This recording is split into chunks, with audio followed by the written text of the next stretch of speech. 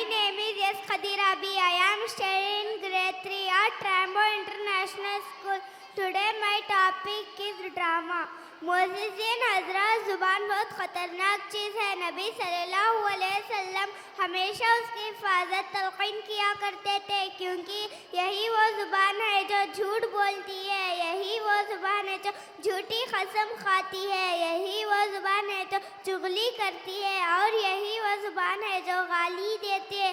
ताजुब भी हमें मालूम ही नहीं होता, ये हम गुनाही नहीं समझते, जिसमें हर कोई मुनव्विज़ है, मर्द हो या औरत, जवान हो या बूढ़ा, आलिम हो या जालिम। इसलिए आप हजरात के सामने ग़ीबत पर ड्रामा पेश कर जा रहे हैं। इस ड्रामे को खिदर है, रुक़ैया सास, महरुन बी सास की पड़ोसन सहली, बदरुन्निसा बहू सुमैया बहू की पड़ोसन सहली नजुमा। आप सब लोगों से गुजारिश है कि इस ड्रामे को गौर करके देखें और इस गुनाह से बचने की कोशिश करें इंशाअल्लाह। वालेकुम अस्सलाम। बहुत दिन हो गए, मुलाकात नहीं। आओ बैठो। ये बहन कौन है? ये मेहमान बहन है, मुंबई से आई है, दिन के मामले में अच्छी मालूमात रखती है। अरे मैं तो बातों बातों में खैरियत पूछना ही भूल गई। खैरियत से है? कहाँ की खैरियत, जी रही हूँ, वक्त पूरा करके दुनिया से जो जाना है। अरे आपा जान, अल्लाह ने आपको क्या कम किया है? शादो आबाद कर दिया है, और बेटे की भी अच्छी नौकरी है, और चांद जैसी खिदमत गुजार बहू है, और क्या चाहिए? खामोश रहो, मेरा मुंह ना खुलवाओ। कैसा बेटा कैसी बहू, इनको तो बूढ़े लोगों की तो ज़रूरत ही नहीं कि किसी हाल में तबीयत कैसी है। खैर, किसको फिक्र ही नहीं, बस हमको अपना बोझ समझते और सोचते हैं जल्द से जल्द इनसे छुटकारा कब मिलना है इनसे।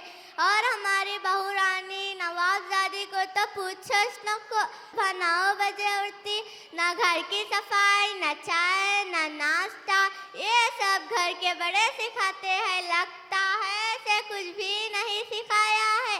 अब क्या बताऊं बहन, जब उनके मायके से कोई आता है तो देखभाल के लिए पीछे ही पड़ जाती, जब हमारे घर से कोई आता है तो कुछ परवाह ही नहीं। न बनाने के लिए पैर उठते हैं, न देने के लिए हाथ बढ़ते हैं। नाटक शुरू हो जाता है, कभी सिर में दर्द, कभी पेट में दर्द, कभी यहाँ दर्द, कभी वहाँ दर्द। तबीयत ठीक ही नहीं, खाने का तो हाल पूछो नको। चाय बनी तो काली अम्मा के रंग के जैसी बनाती है, और दाल बने तो तलब का गदला पानी, और चावल ऐसे जो खाए पेट में दर्द शुरू हो जाता। हर 2 दिन के बाद मायके की याद आती, जाके माँ के पल्लू से बांध जाती, आने का नाम मिस नहीं लेती। अरे आपा जान, आपकी बहू इतना सब करती है, आप कुछ बोलते क्यों नहीं? देख बहन, मैं तो बोलते बोलते तंग आ चुकी हूँ, कुछ बोलना ही मुश्किल हो चुका है। कुछ बोलेंगे तो हमारे शहजादे के पेशानी पर बल पड़ने लगते हैं, इसलिए खून के गुट पी के खामोश रह जाना पड़ता है। अरे बदन, मैं तो बातों बातों में चाय पिलाना ही भूल गई, चलो बैठ के चाय पीते हैं।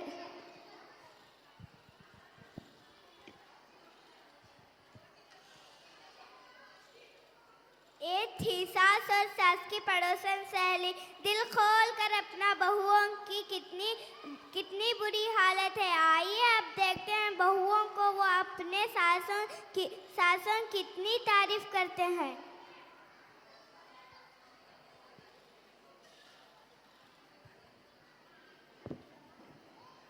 अस्सलामुअलैकुम। वालेकुम अस्सलाम। कैसी हो बहन? क्या बताऊं, ठीक हूँ भी, ठीक नहीं भी हूँ। अरे तुम कैसी दरमियात की बात कर रही हो? क्या बताऊं, जब तक सास का साया सर पर है तब तक चैन कहाँ है। सुमैया, तुम कितनी खुश नसीब हो, क्योंकि तुम्हारे सर के ऊपर सास का साया है। नजमा, क्या खुशकिस्मती की रट लगाई बैठी हो, भला वो किस चैन से रह सकते हैं। मेरी जैसी सास हो, एक बात पूछूं? हाँ पूछो। औरतों की तारीख में सबसे खुशकिस्मती औरत कौन है, तुम्हें मालूम है? नहीं।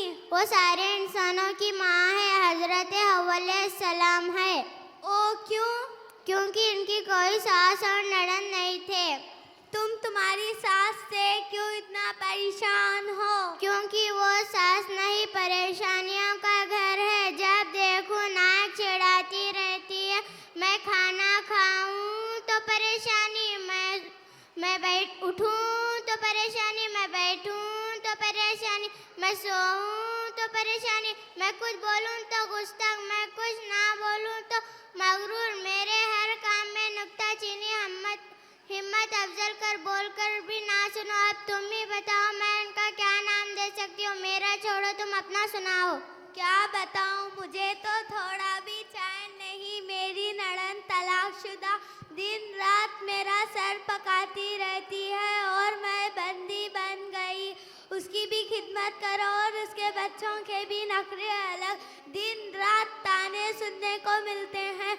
अभी मैं 2 वक्त का खाना बनाती हूँ, तभी वो और उसके बच्चा के सारा साफ कर देते हैं।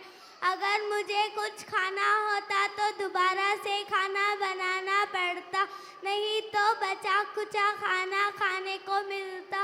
और मैं सोचती हूँ कि ये मुसीबत मेरे सर से कब जाएगी। अरे सुमैया, ये कौन है? मैं तो ये रुखैया आंटी है, मुंबई से आई है। 2-3 दिन के लिए आई है, मेरे यहाँ रुक रही है। दिन के मामले में अच्छी खासी मामले रखती है और पढ़ी लिखी बहन है।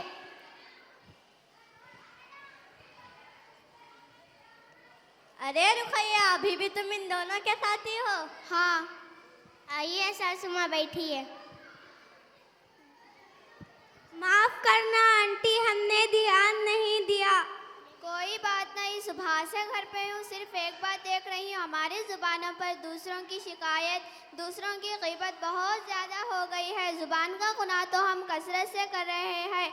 अल्लाह हमें माफ़ फरमाए। हम औरतों की बुरी आदत है, 2-4 जमा हो जाए तो एक दूसरों की बुराई, दूसरों की ग़ीबत हमें तबीयत का हिस्सा बन गई है। महज गुजारे के लिए हम ग़ीबत करना शुरू कर देते हैं। सुबह महरून भी और उसकी पड़ोसन की बातों पर गौर किया। अब तुम लोगों की बातों पर भी गौर कर रही थी। ये सारी गुफ्तगू ग़ीबत है। रुखैया आंटी, अल्लाह आपको ग़ीबत क्यों होंगी? अल्लाह आपको जज़ाए खैर देगा।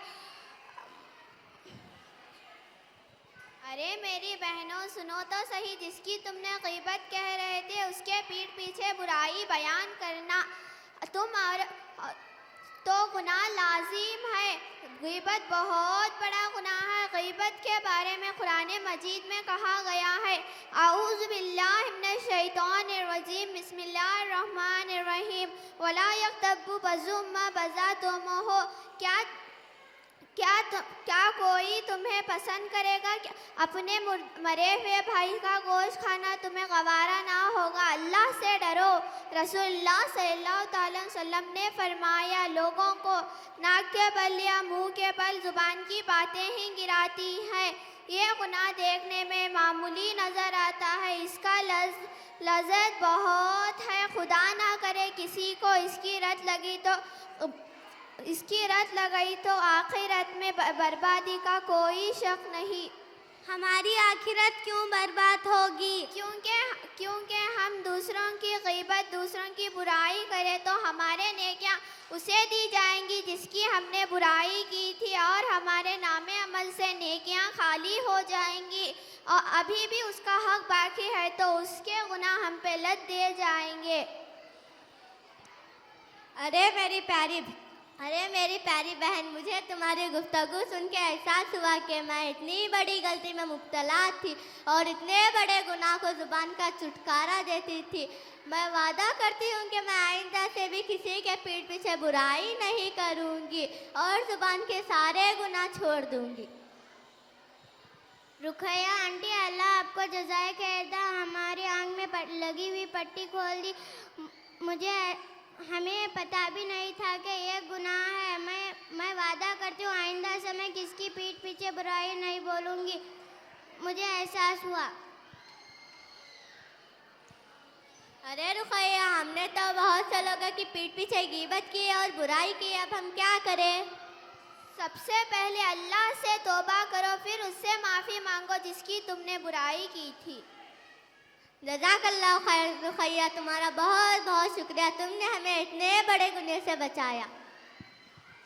सासू माँ हमें माफ कर दीजिए, हमने आपके पीठ पीछे बहुत सी बुराई की। हाँ बेटा, मुझे भी माफ कर दो, हमने भी तुम्हारी पीठ पीछे बुराई की है। आंटी हमें माफ कर दीजिए, हमने आपके पीठ पीछे बहुत सी बुराई की। हाँ बेटा, मुझे भी माफ कर दो, हमने भी आपके पीठ पीछे बहुत सी बुराई की।